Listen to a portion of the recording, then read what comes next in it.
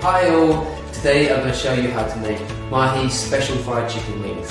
What we have here is some batter I made earlier. It contains soda water, salt and pepper, pomegranate powder, paprika powder and dried onions.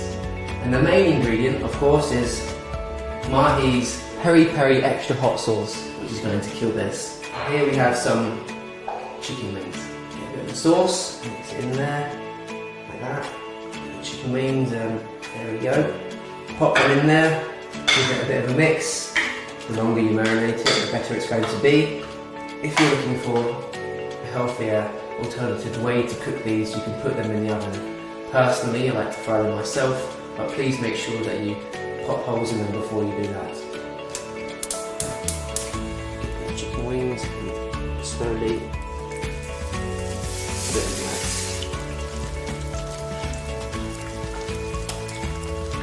Perfect to share with your friends at a party or anything, so it's a good trick to know. And there we have it, Mahi special fried chicken wings with Peri extra hot sauce.